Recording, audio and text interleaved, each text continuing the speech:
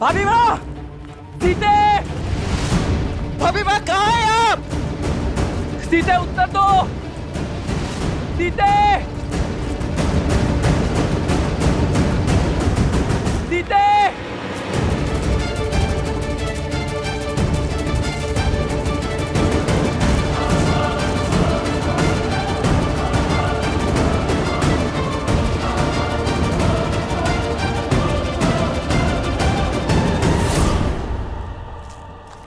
लक्ष्मण,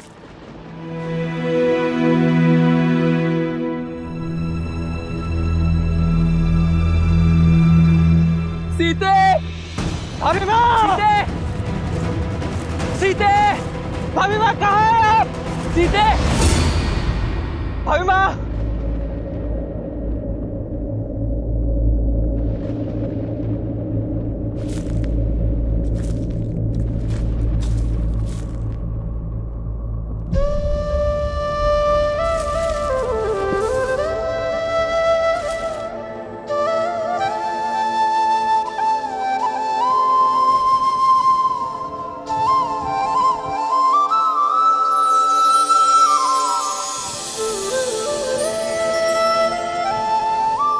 सीते, अपना हाथ आगे बढ़ाओ।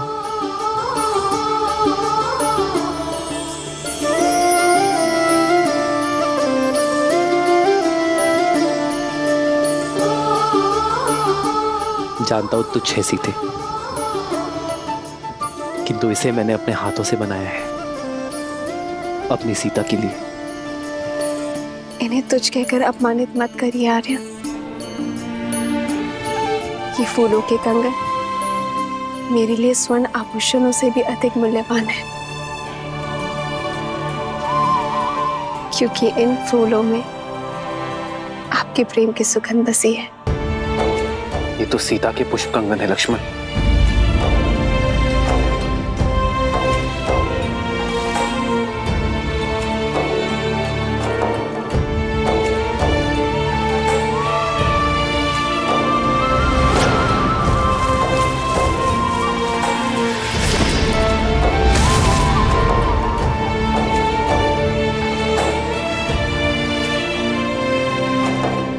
ये टहनी देख रहे हो लक्ष्मण? ये टूटी नहीं, इसे तोड़ा गया है, जैसे सीता इसे ही पकड़ने का प्रयास कर रही थी।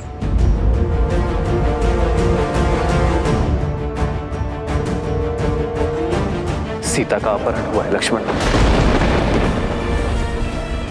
उसे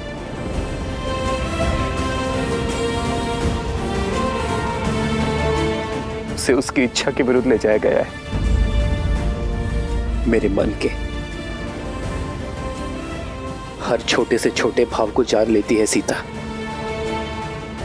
और मैं नहीं जान पाया कि वो संकट में। क्यों लक्ष्मण? मैं क्यों नहीं जान पाया कि मेरी सीता संकट में है? उठिए भैया, उठिए।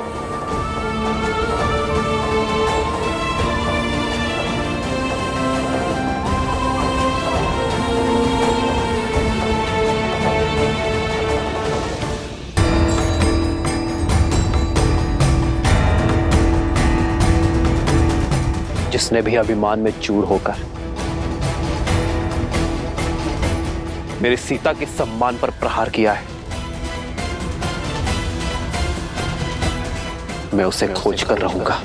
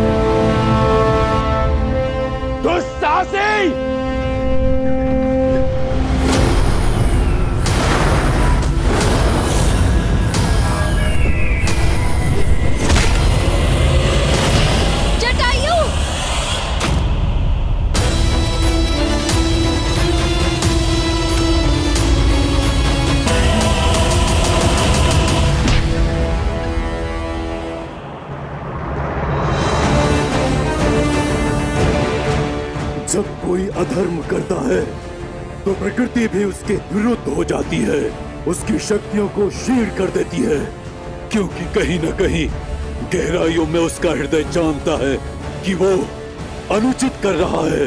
हृदय उनका चीखता है जो निर्बल होते हैं।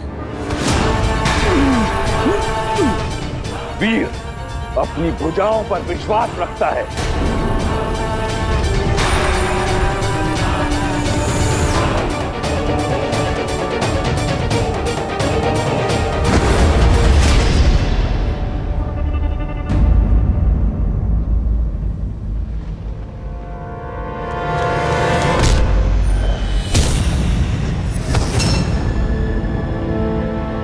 चलो पुत्री, मैं तुम्हें श्री राम के पास छोड़ाऊं।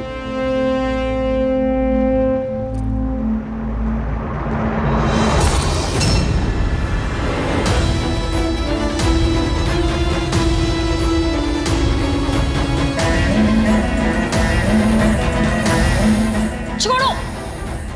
सीता नहीं, सीता का मृत शरीर जाएगा राम के पास।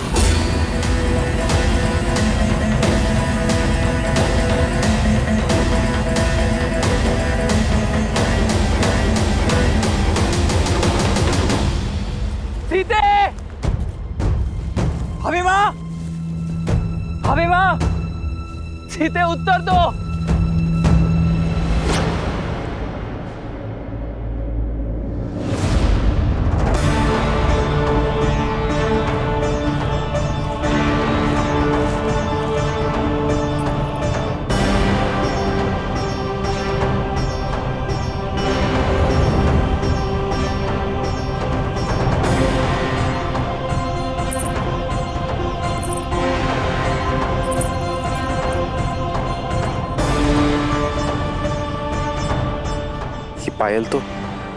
ये पायल तो सीता के है लक्ष्मण। माता अनुसुईया से उपहार स्वरूप मिले थे उसे। स्वयं को मुक्त करने का कितना प्रयास किया होगा मेरी सीता ने। ये दिव्य आभूषण तक टूट गए। मैं आपको वचन देता हूं भैया, अभिमा जहां कहीं भी मैं उन्हें ढूंढ कर निकालूंगा। मैं इस समस्या से मुक्त करा के रहूंगा भैया।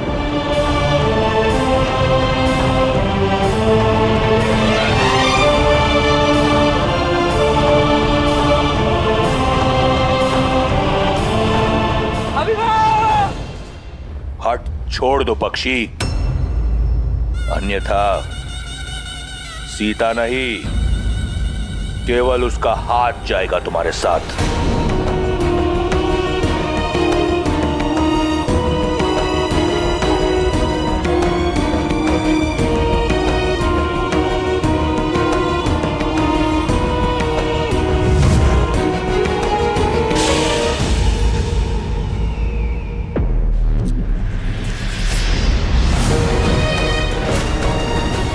चिंता मत करो सीता, मैं तुम्हें कुछ होने नहीं देता। साम दाम दंड भेद जीत के लिए सबका प्रयोग करता है रावण।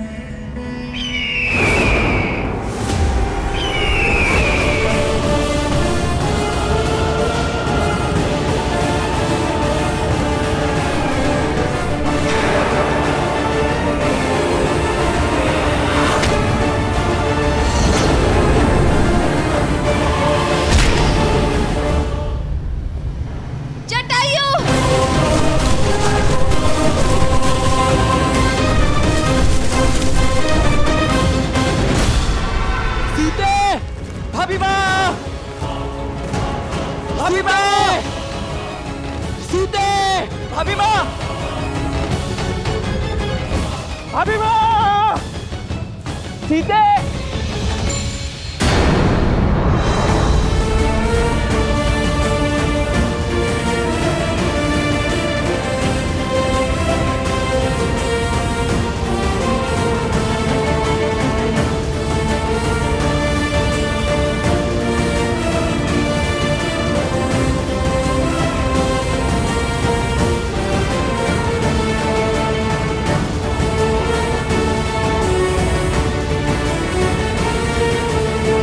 जिसने भी उसका हरण किया है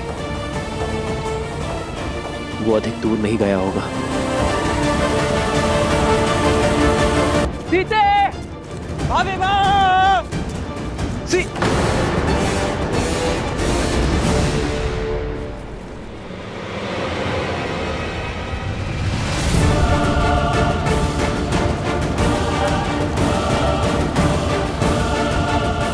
रक्त, लगता है यहाँ कोई भीषण युद्ध हुआ है लक्ष्मण।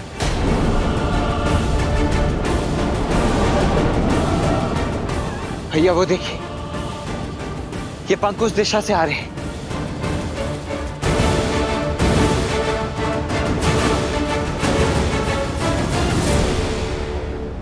तुम्हारी रक्षा का बीड़ा उठाने वाला रावण के समक्ष धराशाही हो गया। अब तो समझो, इस संसार में केवल एक है जो तुम्हारी रक्षा कर सकता है, रावण। धराशायी होगे तुम, तुम्हारा साम्राज्य और तुम्हारा अहंकार होगा मेरे श्री राम के आगे। अच्छा, और वो कैसे होगा?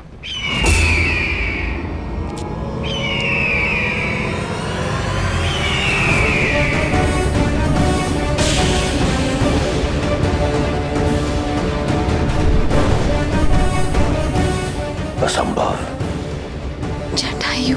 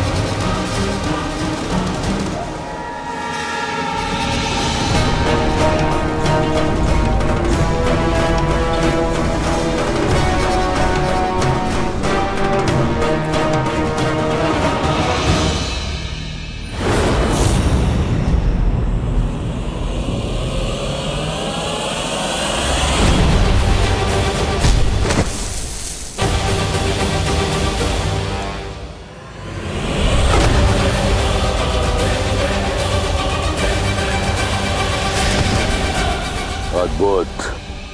तुमने सीता के हरण का आनंद कई गुना बढ़ा दिया।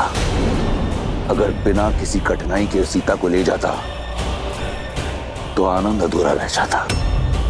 अब हट छोड़ दो, अन्यथा ये युद्ध युगों युगों तक चलता रहेगा। युगों की नहीं, उस पल की प्रतीक्षा है जब दशरथ नंदन आएंगे। धर्म का पलड़ा भारी होगा, मर्यादा का आंचल भरा होगा, आदर्शों की विजय होगी।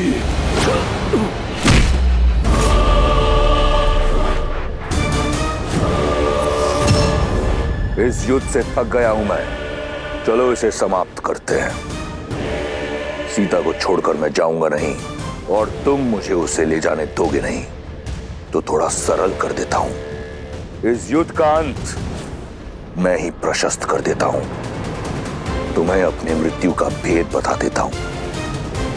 मैं लंकापति रावण सौगंध खाकर कहता हूं, मेरे प्राण मेरी पैरों की उंगलियों में बसते हैं। इन पर किया प्रहार मैं झेल नहीं पाऊंगा।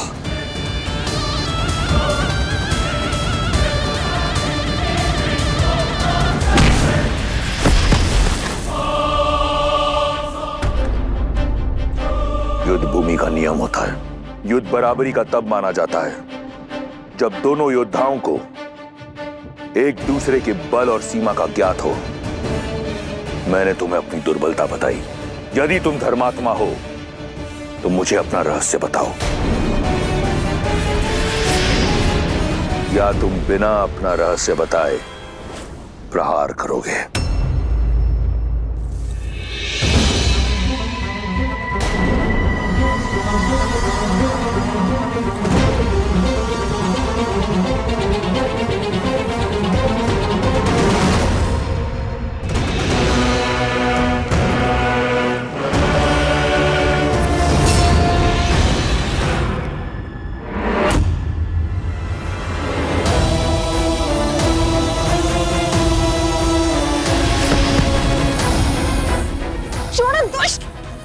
ना सुंदरी, 10 लोगों के स्वामी से बचकर किस लोग जाओगी?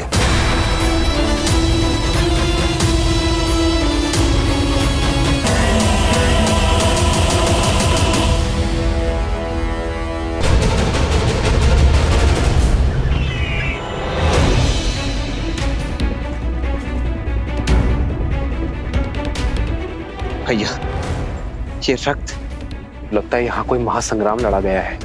परंतु किसके मध्य?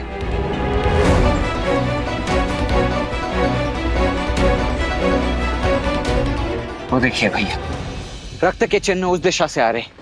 हमें भी उसी दिशा में चलना चाहिए।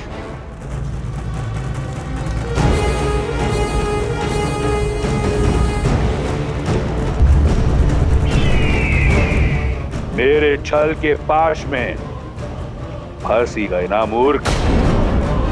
मृत्यु के लिए सज हो जाओ।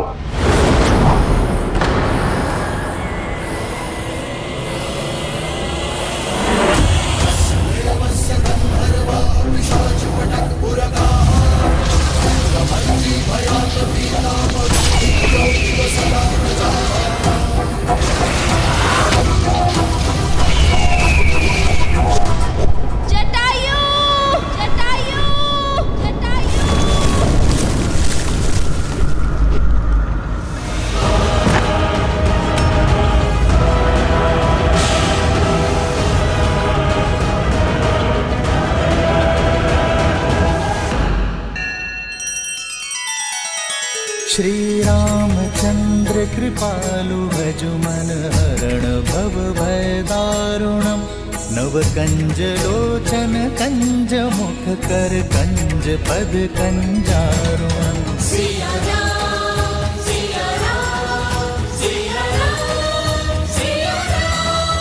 आदर्श और मर्यादा की है ये कथा महापावनम। काट मद श्री से मिलाने श्रीमद् रामायणम, श्रीमद् रामायणम। सिया राम, सिया राम, सिया राम, सिया राम।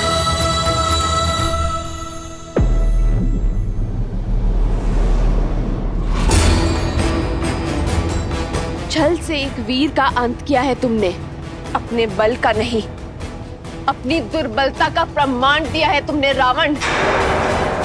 ये प्रकृति साक्षी है मेरी। मेरे श्री राम आएंगे तुम्हारे पापों का अंत करने, तुम्हारा अंत करने।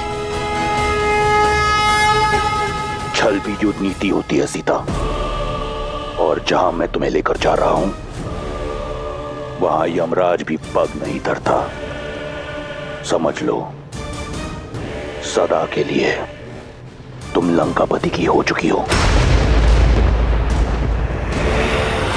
अब से रावण ही तुम्हारा राम है।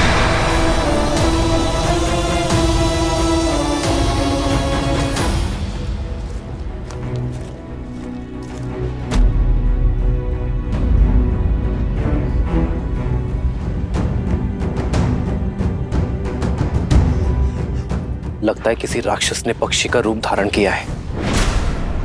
स्त्री के सम्मान पर इस प्रहार करने वाले दुष्ट को मैं छोड़ूंगा नहीं।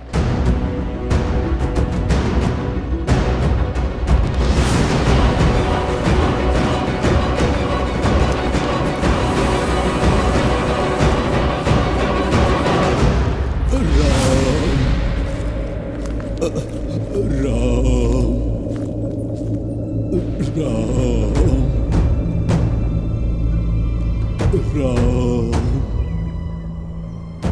शीघ्र आओ लक्ष्मण। राम राम राम राम राम ताजश्री जटायु। राम ताजश्री जटायु, उठिए ताजश्री। ताजश्री जटायु,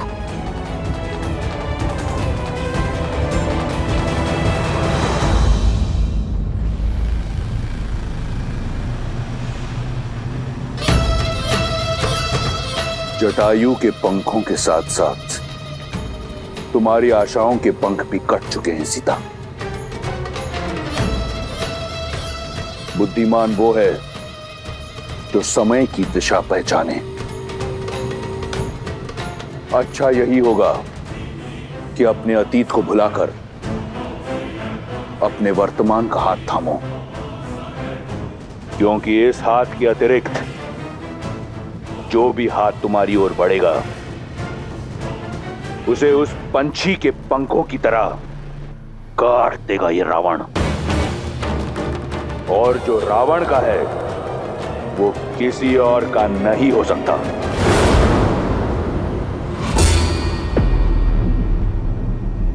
और जो मेरे राम का है वो उनसे कोई नहीं छीन सकता। तुम अपने बल से भले ही 10 लोग जीत सकते हो, किंतु सीता को कभी नहीं जीत सकते। रही बात मेरी आशा की, तो श्री राम पर मेरा विश्वास अटल है। वो अवश्य आएंगे मुझे खोजने, तुम्हारे पाश से मुझे मुक्त करने। बहुत भोली हो तुम सीता। तो सुनो, भविष्य तुम्हारे राम का तुम्हें ढूंढने तुम्हारे पीछे पीछे अवश्य आएगा तुम्हारा राम, परंतु उसके आगे उसकी असफलता चलेगी। तुम्हारे वियोग में तड़प तड़प कर मरेगा तुम्हारा राम, और धीरे धीरे तुम और ये संसार उसका नाम तक भुला देंगे। किसका? तुम्हारे राम का। क्योंकि ये संसार असफलता को स्मरण नहीं करता।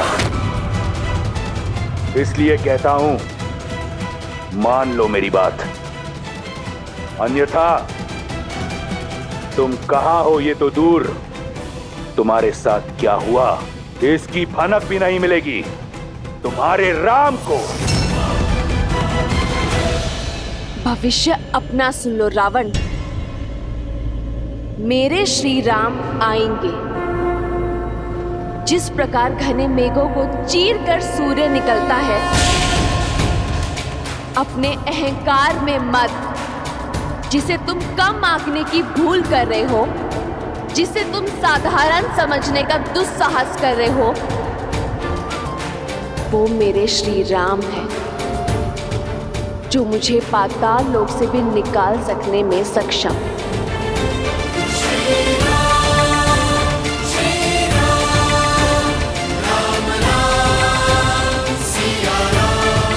अच्छा हुआ राम कि तुम आ गए।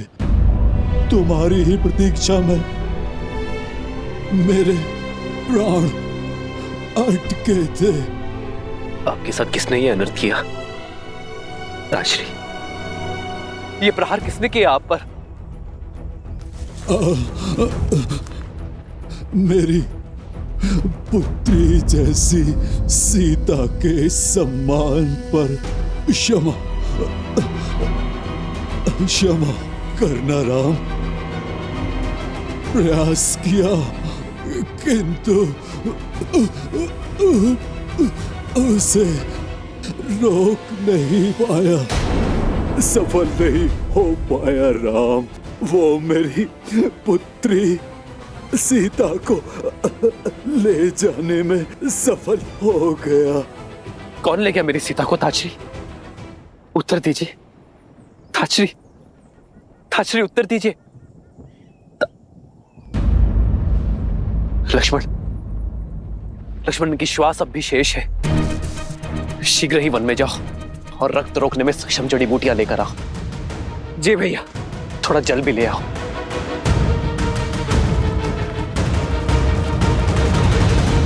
दस लोगों में तुम्हारी वीरता का डंका बजता है ना दशानन? वीरता शब्दों में नहीं, कर्मों में झलकती है। और यदि तुम स्वयं को वीर समझते हो तो अपना बल एक नारी पर क्यों दिखा रहे हो? क्यों मेरे राम का सामना करने से कतरा रहे हो? एक बार उनके समक्ष जाओ, सामना करो उनका युद्ध में, तब समझोगे कि वो कौन है और क्या है उनका अस्तित्व। जब मेरी बहन के अंग भंग हो रहे थे तो क्यों मौन था तुम्हारा राम? युद्ध की केवल एक नीति है, एक लक्ष्य, विजय। और विजय प्राप्त करने के लिए रणभूमि में उतरने की आवश्यकता नहीं। मैं तुम्हें नहीं हर रहा, राम की लज्जाजनक मृत्यु का प्रबंध कर रहा हूं। वो जो पत्थर बनी स्त्री को ताड़ता है, वो स्वयं अपनी पत्नी का मान नहीं जीत पाएगा, नहीं ढूंढ पाएगा उसे। और फिर लज्जा, ग्लानि, अपमान का त्रिशूल प्राण हर लेगा उसके। अपनी नियति को स्वीकारो सीता, जो केवल लंकेश दशानन रावण है।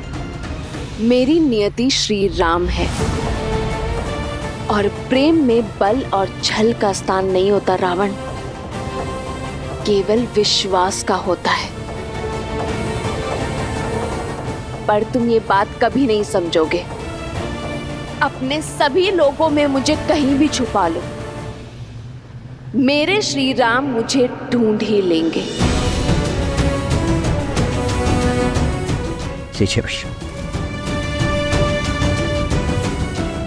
ताजरी, कहिए ताजरी, मेरी सीता को कौन ले गया है? मेरी सीता का हरण किसने किया है? कहिए ताजरी। मायावी दुष्ट रावण।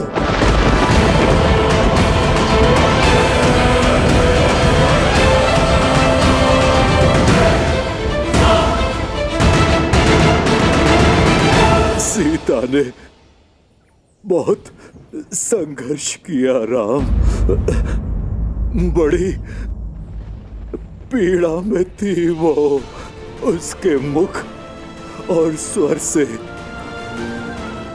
केवल एक ही विश्वास था कि उसके राम आएंगे, उसकी रक्षा के लिए। यहाँ समय नष्ट न करो राम, जाओ मेरी पुत्री की रक्षा करो। केवल तुम ही उसे ला सकते हो राम। ताजरी,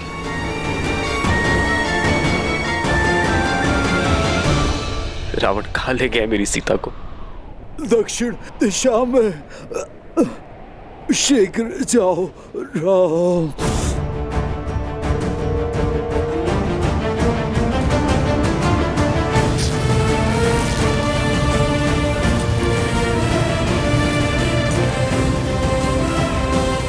कर लो जो करना है।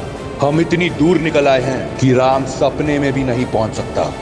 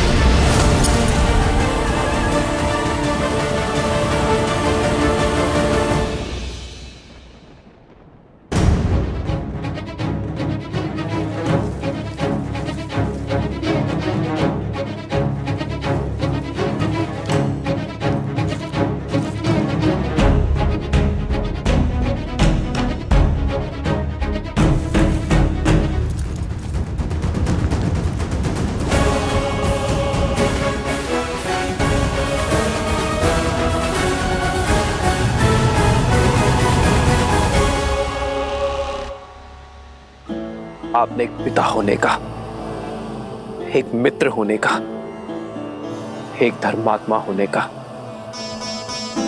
तीनों का कर्तव्य निभाया है। आप हमारे लिए पिता समान हैं, इसलिए अब मैं एक पुत्र होने का कर्तव्य भी निभाऊंगा।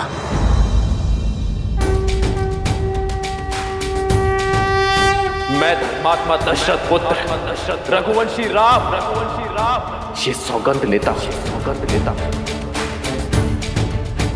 कि रावण तीनों लोकों में कहीं भी छुपा हो, मैं उसे खोज निकालूंगा। आपके इस बलिदान का मेरी सीता के हरण का मूल्य चुकाना होगा उसे।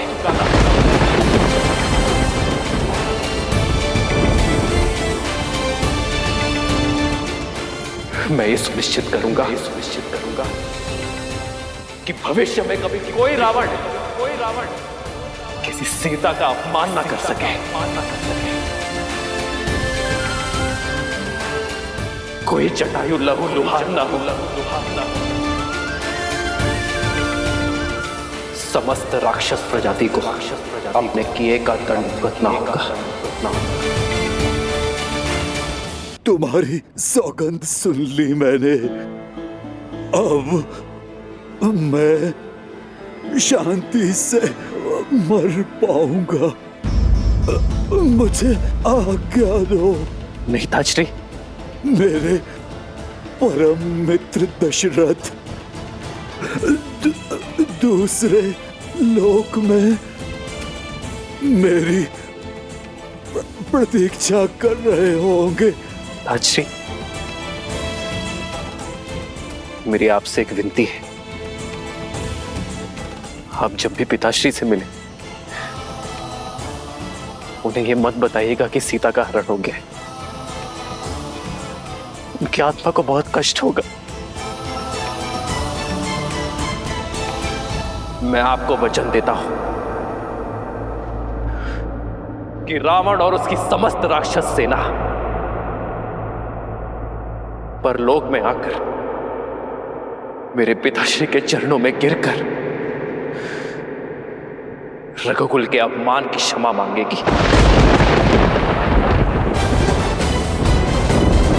श्री राम श्री राम श्री राम श्री राम। जो तुमने कहा वही सत्य है। राम नाम सत्य है।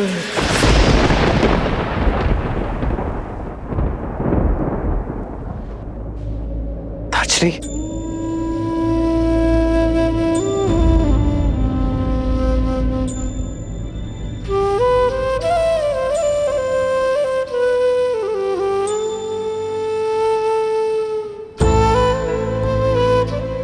केवल स्वार्थ साधने वाले इस संसार में ताजरी जैसे लोग विरले होते हैं, जो एक पर स्त्री के सम्मान की रक्षा के लिए अपने प्राणों का बलिदान करते हैं।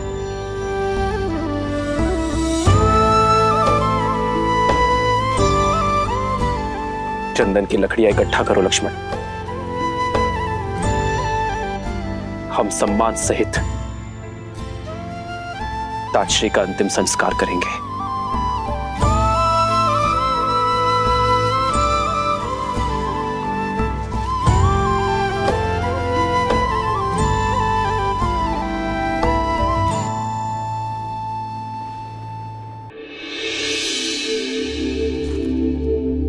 रूमा की कोई सूचना? महाराज, गुप्तचरों से पता चला है कि बाली ने उन्हें बंदी बना रखा है। बहुत कष्ट में है वो। न जाने बाली के पापों का अंत कब होगा। प्रणाम महाराज सुग्रीव।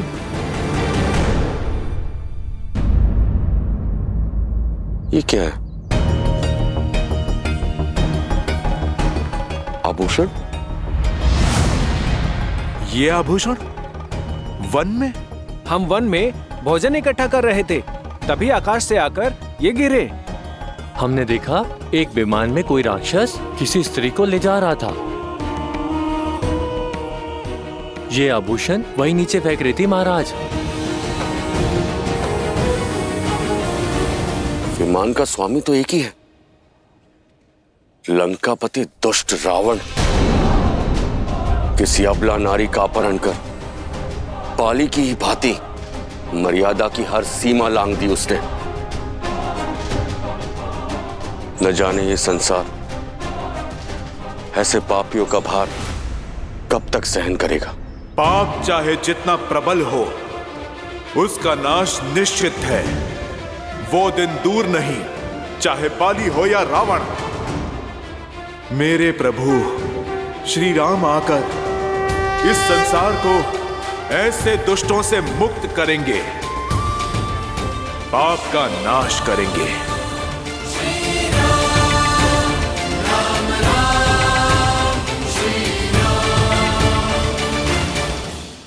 पहरा देते हैं। यहां सागर भी मेरे आगे नतमस्तक है। क्या लगता है यहां आ पाएगा तुम्हारा राम? मुक्त कर पाएगा तुम्हें?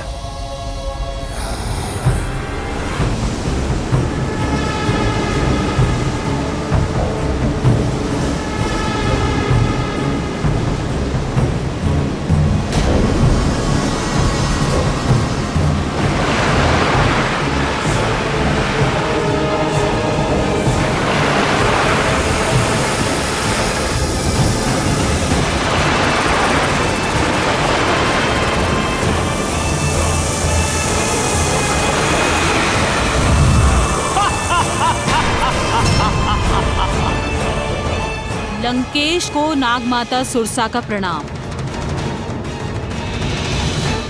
आपका सागर सुरक्षित है। जानता हूं सुरसा।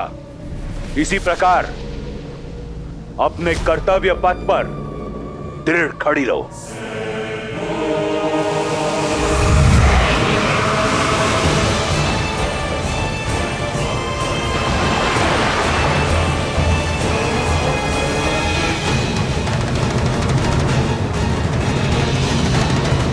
सुरसा है ये, जो आता है निकल जाती है। और जानती हो सीता, नाग जिसे निकलता है उसके अवशेष भी नहीं मिलते।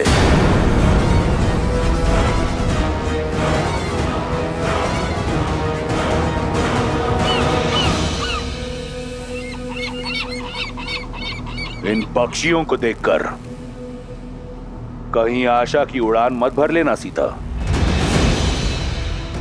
रावण के अधिकार के सागर में पक्षी आप भले ही जाए, पार नहीं कर सकते।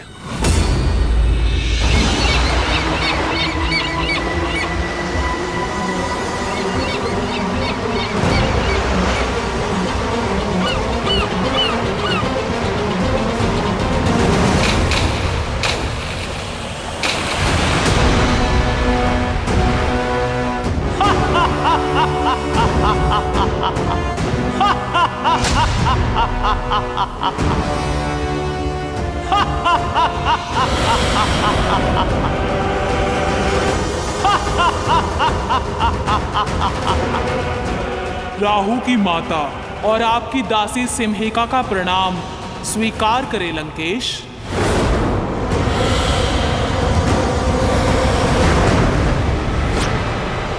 देखा रावण की शक्ति, रावण की लंका को, जहां ईश्वर भी पग धरने से पहले मेरी अनुमति लेते हैं। कैसे आएगा वो तुच्छ वनवासी यहां? कैसे ढूंढ पाएगा तुम्हें? यहां धरा से लेकर वरुण तक सब मेरे दास हैं। मारा जाएगा बेचारा वनवासी तुम्हें खोजने के प्रयास में। जिन श्री राम ने कितनों को महासागर से पार किया, वो अपनी सीता के लिए ये सागर अवश्य पार करेंगे रावण। जिनके स्पर्श से शीला में भी प्राण आ जाते हैं, उन्हें ये सागर स्वयं मार्ग देगा। सीता का विश्वास देख मेरे हृदय में आशा जगती है, किंतु उसकी पीड़ा से मन भर आता है महादेव। इतने जटिल सुरक्षा घेरे को भेद कर कैसे बचा पाएंगे राम सीता को? धरा से लेके सागर तक उसके दास हैं। सुरसा सिम्हिका जैसे न जाने कितने मायावी उसके आगे नतमस्तक है। ऐसे में लंका में प्रवेश कर पाना मुझे असंभव प्रतीत होता है। देवी, पाप और अधर्म का सागर कितना भी अपार, कितना भी गहरा क्यों ना हो, पुण्य और सत्य का एक तिनका भी उसे पार करने में सक्षम होता है। देवी सीता के प्रेम और विश्वास की डोर के कारण श्री राम भी इस दुर्गम सागर को पार करने का कोई ना कोई मार्ग अवश्य खोज लेंगे। श्री रामचंद्र कृपालु भजुमन हरण भव भय दारुणम नव कंज लोचन कंज मुख कर कंज पद कंजारुणम। सिया राम, सिया राम, सिया राम, सिया राम। आदर्श और मर्यादा की है ये कथा महापावनम। काट मद श्री से मिला दे श्रीमद रामायणम, श्रीमद रामायणम। सिया राम, सिया राम, सिया राम, सिया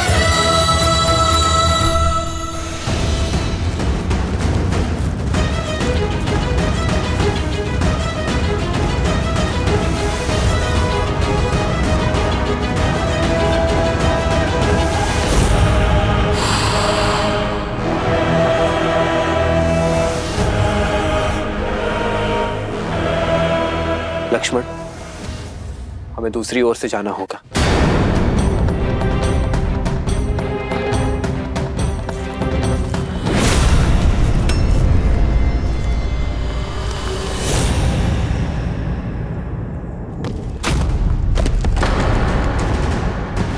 लक्ष्मण, भैया सावधान।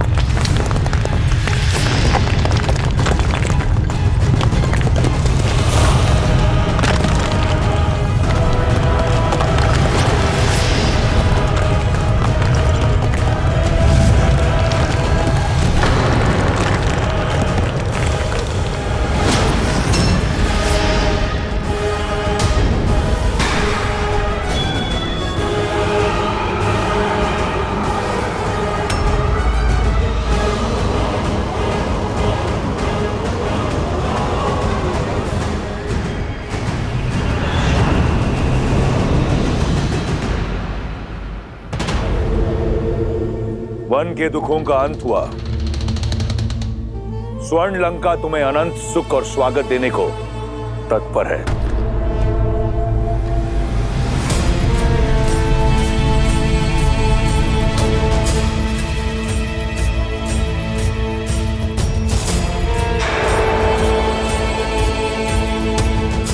मुझे ज्ञात था कि एक बाण से 2 लक्ष्य तो केवल मेरे रावण भैया ही भेज सकते हैं।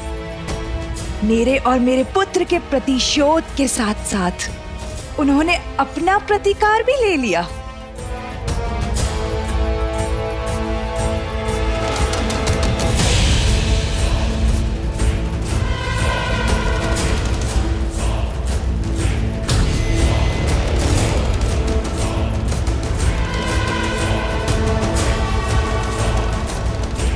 पुष्पक,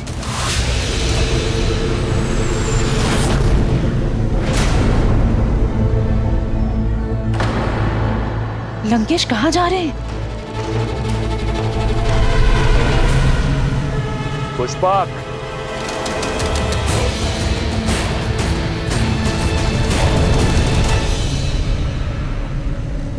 श्री राम।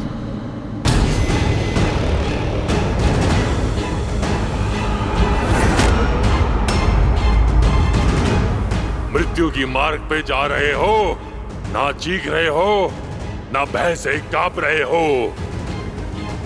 कौन हो तुम, जिसको मेरा भय नहीं? भय भी स्वयं जिससे भयभीत है, वो तुमसे क्यों भयभीत होगा राक्षस? ठीक से देखो, ये वही हैं जिन्होंने सहस्त्र गजों की शक्ति से युक्त ताड़का का वध किया, अति बलशाली विराट का संहार किया, हर और दूषण समेत 14 सहस्त्र राक्षसों को काल का भोज बना दिया। तो जो सिंह का आखेट करते हैं, वो भला तुम जैसे मूषक से क्यों भयभीत होंगे? मेरा अंत करना सरल नहीं। मुझे तब मारोगे जब मेरी मुट्ठी खुलेगी, और मेरी मुट्ठी खुलेगी नहीं।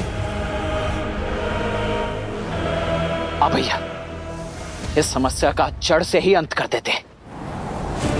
किसने कहा कि हमें तुम्हारी मुट्ठी खोलनी है? हमें तो वो भुजा ही काट देनी है जिससे तुम्हारी मुट्ठी जुड़ी है।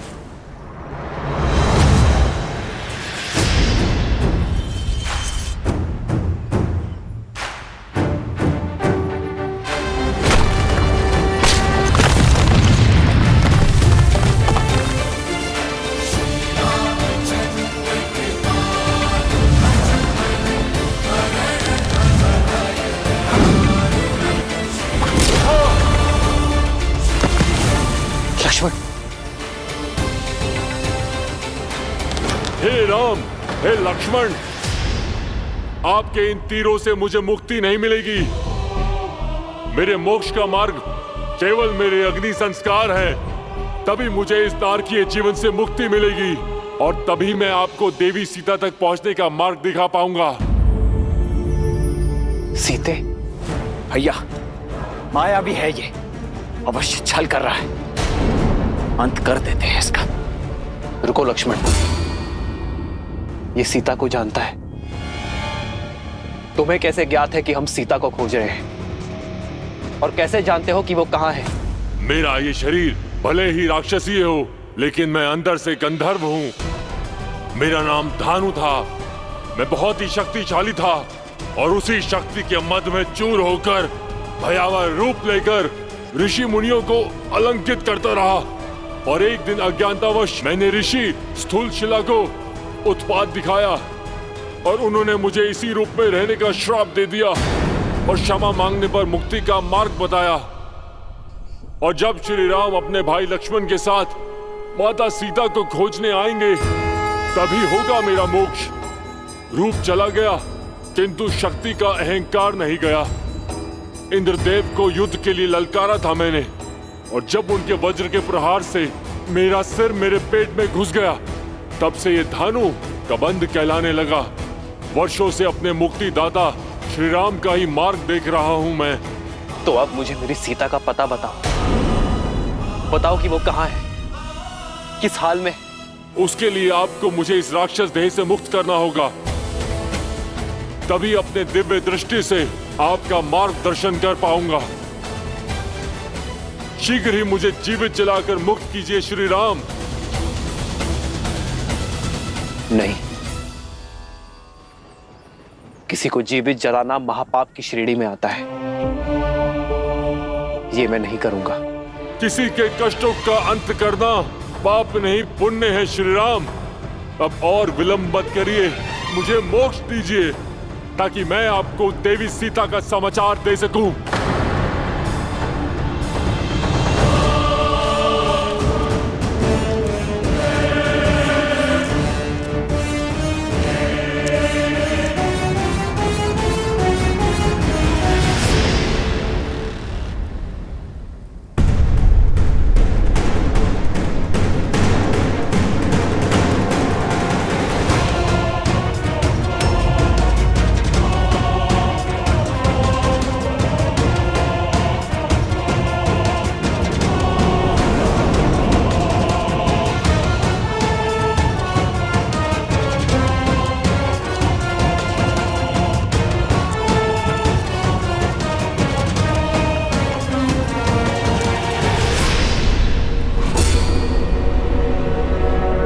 यह अशोक वाटिका है सीता। यहां देवता भी पग नहीं धरते।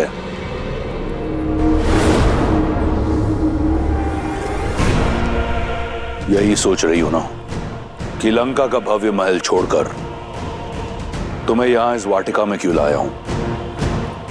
आओ, तुम्हें उत्तर दिखाता हूं। देखो, देखो अपने प्रतिबिंब को। वन के कष्टों ने तुम्हारे दिव्य रूप की क्या दशा बना दी है। वल्कल वस्त्रों में लिपटी सीता वो सीता नहीं जिसका परिपूर्ण सौंदर्य मैंने मिथिला में देखा था, जिसे ना पाने की कुंठा आज भी वो एक शत्रु है जिसे मैं परास्त नहीं कर पाया। लंका में माटी से मुरझाई सीता नहीं, स्वर्ण सी चमकती सीता जाएगी। सुंदर आभूषणों और वस्त्रों से सज सीता लंका के महारानी के रूप में मेरे साथ यहां अशोक वाटिका से जाएगी। सीता केवल श्री राम के साथ जाएगी। जब तक इस सीता के शरीर में प्राण है, तब तक उसके रोम रोम में केवल श्री राम है। तुम्हारे इन शब्दों का बुरा नहीं लगा मुझे। मैं समझता हूं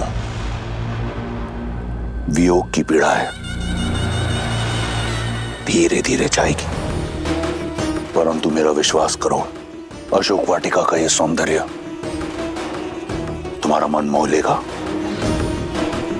और एक बार तुम लंका के रंग में रंग लो तो फिर ये प्राण भी मेरे और रोम रोम भी मेरा। मैं जानता हूं बहुत बड़ा निर्णय है, इसलिए कुछ पल के लिए तुम्हें एकांत देता हूं। आज रात हमारा रक्ष विवाह होगा। या तो तुम मेरी इच्छा के आगे झुक जाना, अन्यथा तुम्हें झुकाने का कोई ना कोई मार्ग मैं ढूंढ लूंगा।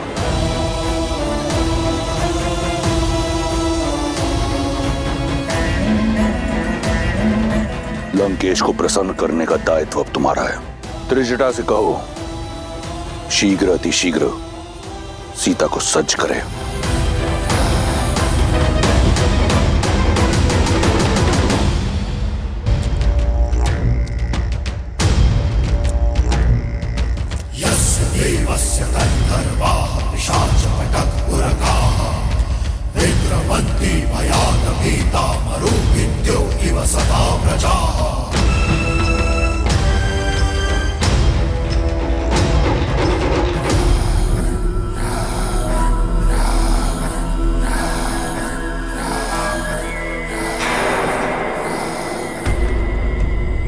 जिन मुखों पर राक्षस विजय का अभिमान होना चाहिए, उन पर प्रश्न चिन्ह का प्रतिबिंब क्यों दिख रहा है मुझे?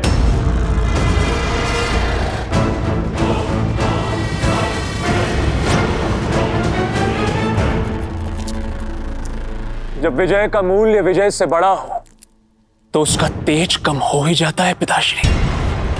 किंतु यदि आपकी इच्छा वास्तविक विजय प्राप्त करने की है तो मुझे आज्ञा दीजिए। मैं राम और उसके भाई लक्ष्मण को अपने शौर्य से परास्त करके यहां आपके समक्ष बंदी बनाकर लाता हूं। आपके चरणों में गिराकर उनसे उनके प्राणों की भिक्षा मंगवाता हूं। किंतु एक शक्तिहीन एकाकी स्त्री को यूं छल से विवश करना, यह विजय नहीं है पिताश्री, कदापि नहीं। और जिस विजय में शौर्य की गरिमा ना हो, वो विजय आपको शोभा नहीं देती। मेघनाद, मुझे युद्ध ज्ञान मत दो। साम, दाम, दंड, सभी ज्ञानों का ज्ञाता हूं मैं। तुम्हारे जन्म की किलकारी से बहुत पहले रावण की विजय का डंका बजता आया है। इस राक्षस साम्राज्य को स्थापित करने के लिए न जाने कितने युद्ध लड़े हैं मैंने, परंतु सारे युद्ध युद्ध भूमि में नहीं लड़े जाते। सीता का हरण एक युक्ति है, एक रणनीति है जो तुम्हारे आयु और अनुभव से बहुत परे है। इसलिए मौन रहो। सीता लंका के योग्य है,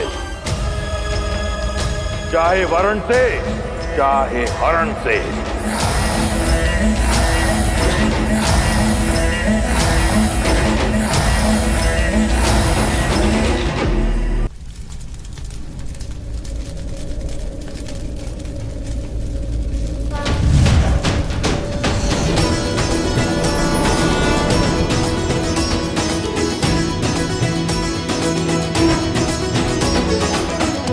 मुझे मुक्त करने के लिए धन्यवाद रघुनंदन। अब मेरी सीता की क्या सूचना दे सकते हैं आप?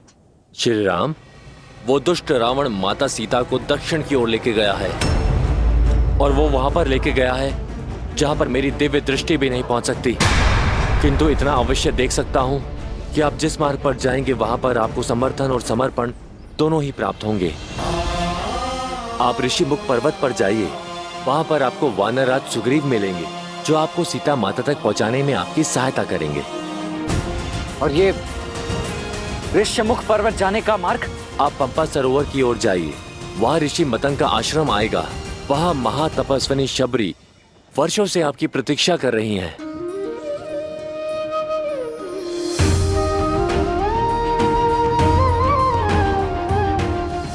उनकी प्रतीक्षा का अंत भी होगा और साथ ही साथ आपकी आगे की यात्रा का आरंभ भी होगा। और वही आपको बताएंगी कि किससे समर्पण और किससे समर्थन आपको प्राप्त होगा और आप अपनी पत्नी तक कैसे पहुंच पाएंगे।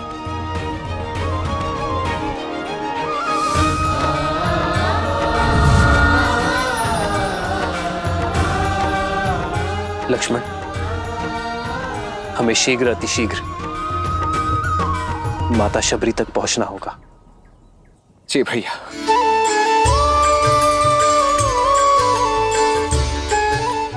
मेरे राम,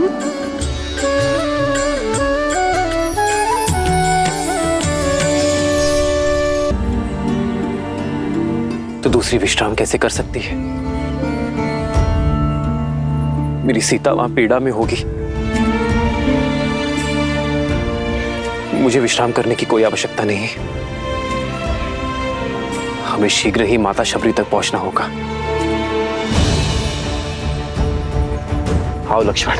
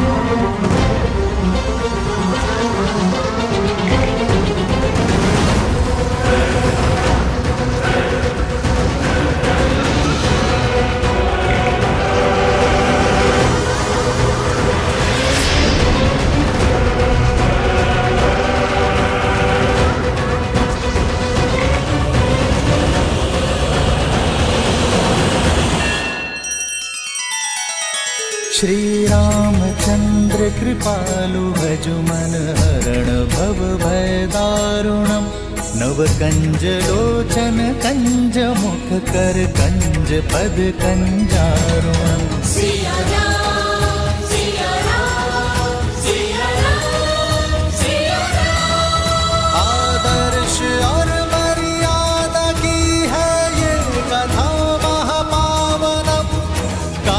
मद श्री से मिला दे श्रीमद् रामायणम श्रीमद् रामायणम। सिया राम सिया राम सिया राम सिया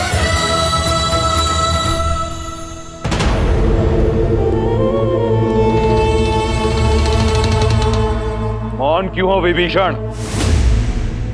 आज मेरे किस निर्णय ने धर्म का वध कैसे किया, बताओगे नहीं? भैया, सत्य कहूं तो आपका एक कर्म भी अधर्म है और कर्म का कारण भी। भैया, सब कुछ तो है आपके पास, शक्ति, सुख, समृद्धि, मेघनाथ जैसा आज्ञाकारी पुत्र, पतिव्रता पत्नी। भूमिका मत बांधो, सीधा सीधा विषय पर आओ। भैया, स्त्री चाहे शत्रुकुल की ही क्यों ना हो, वो सम्मान की अधिकारिणी है और स्त्री का हरण अधर्म है, पाप है। भैया, आप देवी सीता को लंका में लेकर नहीं आए, बल्कि विनाश का बीज बोया है आपने अशोक वाटिका में। किसी की हाय नहीं लेनी चाहिए, मेरा परामर्श मानिए। प्रश्न समूचे राक्षस साम्राज्य का है।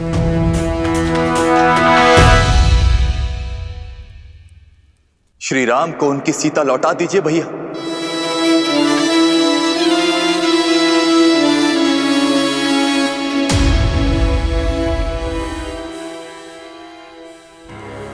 क्या आप सबका भी यही विचार है? दया आती है मुझे कि राक्षसों की सोच इतनी छोटी है। विभीषण, तुमने सबसे अधिक समय मेरे साथ बिताया है, परंतु फिर भी तुम मुझे समझ नहीं पाए।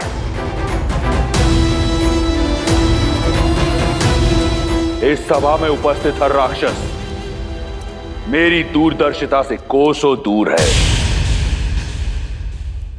धर्म अधर्म के द्वंद्व में ये भी भूल गए कि रावण जो करता है एक उद्देश्य से करता है,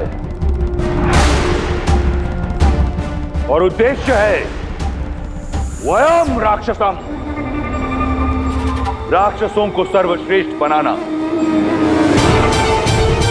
सीता कोई साधारण स्त्री नहीं, राजा जनक की पुत्री है, एक मनुष्य है।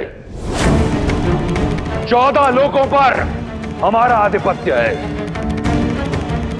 देवता, असुर, राक्षस, यक्ष, गंधर्व, किन्नर, पशु, पक्षी, नाग, कीट, भूत, पिशाच, वेताल, सब पर हमारा आधिपत्य है। केवल मनुष्य ही हैं जिन पर हम अपना आधिपत्य स्थापित नहीं कर पाए, और सीता को यहां लाकर उससे रक्त विवाह करने का उद्देश्य यही है कि एक बार सीता हमारी हुई तो राक्षसों और मनुष्यों में एक सेतु बनाऊंगा मैं। एक और शूर्पणखा का प्रतिशोध पूरा होगा, और दूसरी ओर मनुष्यों पर मैं अपना आधिपत्य स्थापित करूंगा बिना कोई रक्त पाए। अब कहो, क्या सहस्त्र प्राण बचाना अधर्म है? क्या अपनी संस्कृति को शिखर तक ले जाना पाप है? क्या मैं एक अधर्मी हूं, पापी हूं? कदापि नहीं भैया। मेरे भैया ने जो किया वो लंका के लिए किया। राम और लक्ष्मण ने मेरे सम्मान पर प्रहार किया और हमारे मान पर वार किया। ये दंड सीता को अवश्य मिलना चाहिए। हाँ, लंकेश ने उचित किया। हाँ, लंकेश ने उचित किया। हाँ, लंकेश ने उचित किया।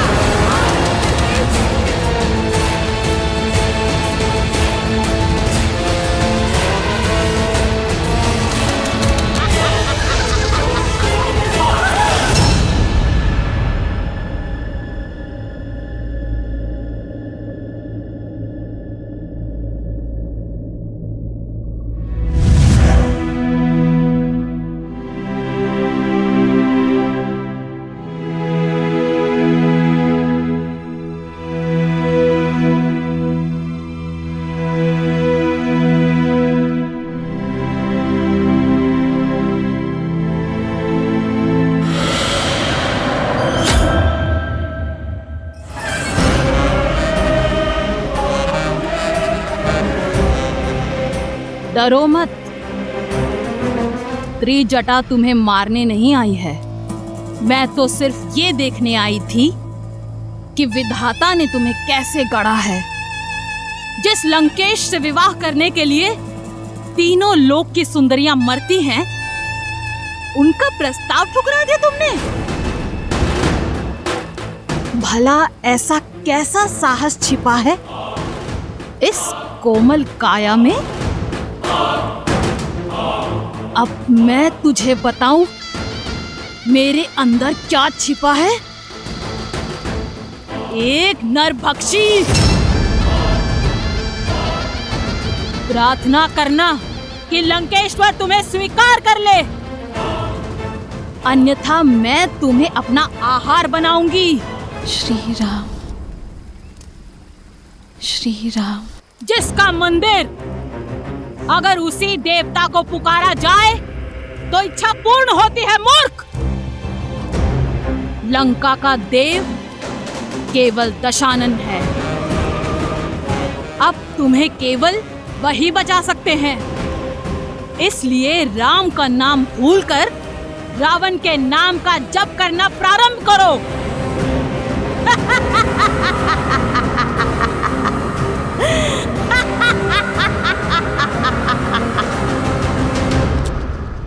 अगली बार मेरे धर्म पर प्रश्न उठाने से पूर्व जान लेना कि मेरा उद्देश्य क्या है, अन्यथा मैं भूल जाऊंगा कि तुम मेरे भाई हो।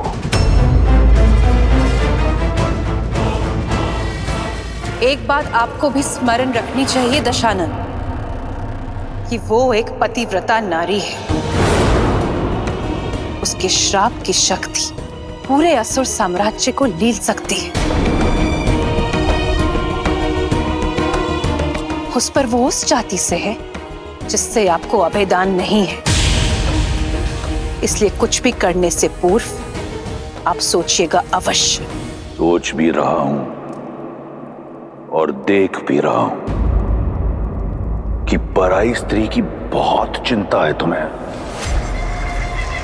क्या मेरी बहन एक स्त्री नहीं? जब उसका अपमान राम ने किया तब उसने क्यों नहीं सोचा कि वो भी लील सकता है? क्यों नहीं कोसा तुमने उस राम और लक्ष्मण को जब उन दोनों ने मेरी बहन के अंग भंग किए? मेरे अजय भाई खर और दूषण और मेरे इतने सारे रिश्तेदारों का संहार किया। क्यों मौन थी तुम? उस राम ने रावण की बहन पर नहीं, राक्षसों की आन पर प्रहार किया है और उसका दंड उन्हें भोगना होगा। यह घटना संपूर्ण संसार के लिए एक सीख होगी कि रावण के अभिमान और लंका के मान पर यदि प्रहार हुआ तो उसका प्रतिशोध होगा।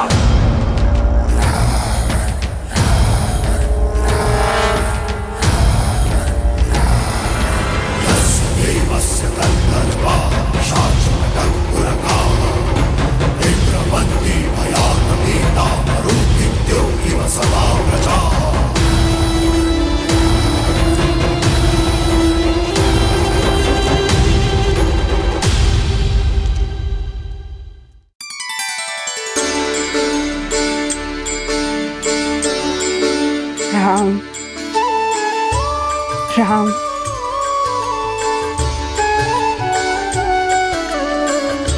राम। भज मन राम नाम सुखदाई, भज मन राम नाम सुखदाई।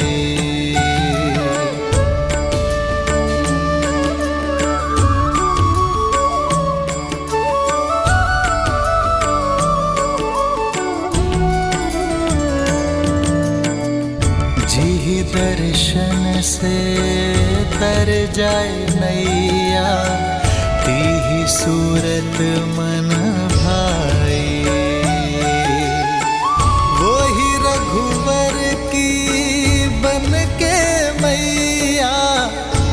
चख बेर खबाई, चख चख बेर खबाई, भजुमन राम नाम सुखदाई, भजुमन राम नाम सुखदाई। राम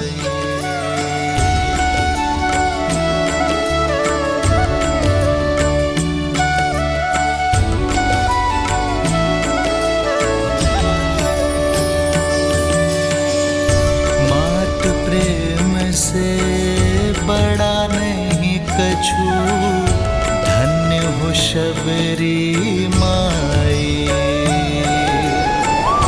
राम नाम जो कोई सेवत, सदा रहत सुखदाई, भजुमन राम नाम सुखदाई।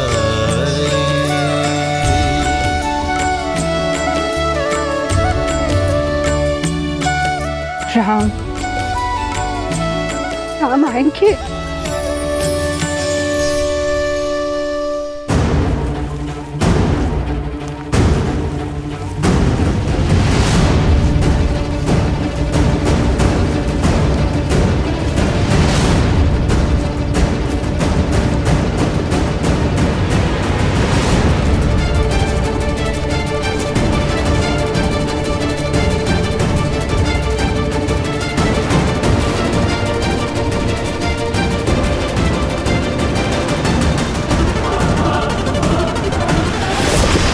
लक्ष्मण!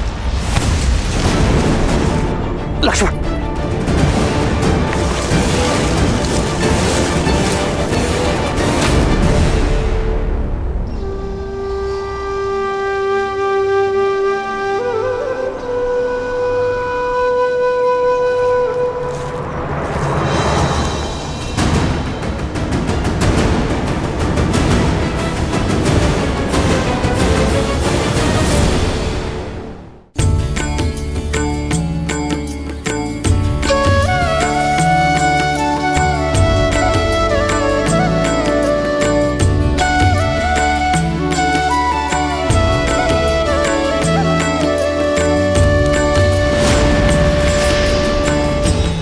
क्या?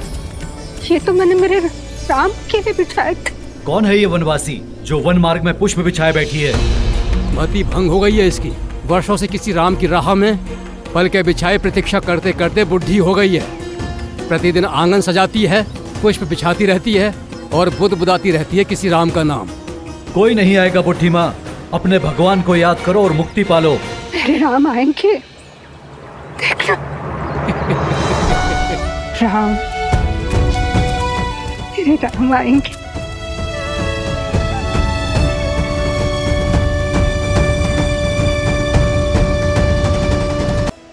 प्रेम का असली आनंद तो प्रतीक्षा में है देवी। देखिए ना, देवी शबरी कैसे श्री राम के लिए प्रतीक्षारत है। सत्य तो यह है कि ये इस श्री राम गाथा का अत्यंत महत्वपूर्ण पल है। परंतु महादेव, श्री राम से तो कितने ही प्रेम करते हैं, फिर शबरी उनकी यात्रा में इतनी महत्वपूर्ण क्यों? जीवन में हमें दो ही प्रकार के व्यक्ति मिलते हैं। एक वो जो जीवन यात्रा में मिलते हैं, दूसरे वो जो हमारी जीवन यात्रा को दिशा देते हैं।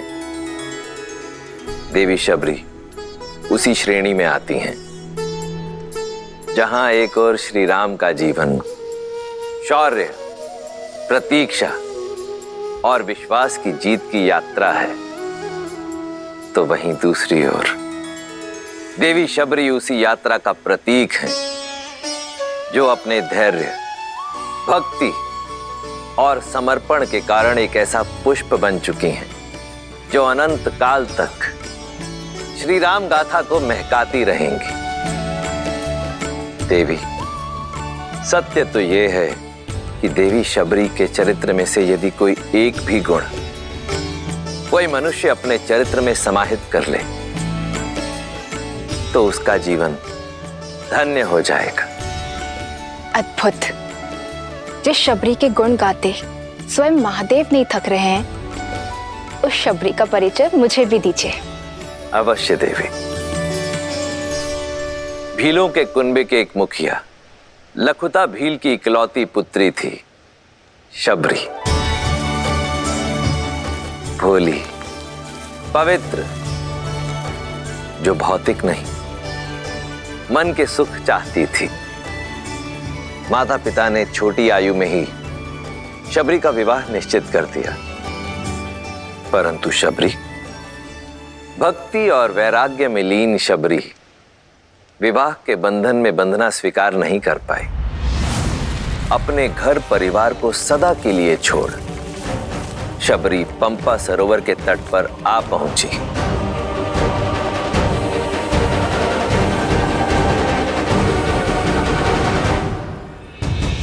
जहां नियति ने उनकी भेंट महान ऋषि मतंग से करवाई।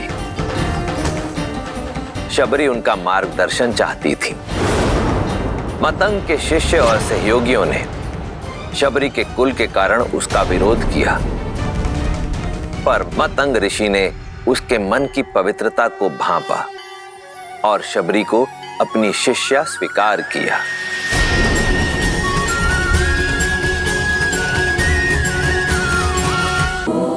फिर ऋषि मतंग के सानिध्य से आरंभ हुई शबरी की आध्यात्मिक यात्रा, परंतु हर मनुष्य को समय पूरा होने के बाद जाना पड़ता है। ऋषि मतंग के जाने का भी समय आया। इस नश्वर देह का इस संसार में समय पूरा हुआ शबरी। इंद्रदेव मुझे ब्रह्मलोक ले जाने के लिए आए हैं। तुम्हारी सेवा और समर्पण से मैं प्रसन्न हूं। मैं तुम्हें ब्रह्म विद्या सिखाकर अपने साथ ब्रह्मलोक ले जाना चाहता हूं। आचार्य, आपने मुझे इस योग्य समझा। मैं धन्य हुई, किंतु मुझे खेद है कि मैं आपका यह प्रस्ताव स्वीकार नहीं कर सकती। गुरु की भेंट को ठुकराने का कारण? आचार्य, ये मेरा सौभाग्य था कि मुझे आपका आशीष मिला, किंतु मेरे जैसे ऐसी कई वनवासी स्त्रियां हैं जिन्हें ना तो ज्ञान का सानिध्य मिला, ना ही उसे अर्जित करने का कोई माध्यम, और मैं उनके लिए कुछ करना चाहती हूँ। यदि मुक्ति और मोक्ष ही ज्ञान उपलब्धि का माध्यम है, तो मुझे वो ज्ञान और मोक्ष का मार्ग दिखाए जो किसी जात पात, ज्ञान अज्ञान से परे उठकर किसी को मोक्ष दिला दे। आज अंतिम बार मेरा मार्गदर्शन कीजिए आचार्य। मुक्ति के लिए, भगवान को पाने के लिए भक्ति से सुगम कोई अन्य मार्ग नहीं है। यहीं पंपा सरोवर के तट पर कुटिया बनाओ। नारायण जब राम के नाम से मानव अवतार लेंगे, तब तुम्हें खोजते हुए स्वयं तुम्हारी कुटिया में पधारेंगे शबरी। उस दिन से लेकर प्रतिदिन शबरी पूरे धैर्य से अपने श्री राम की बाट जो रही है।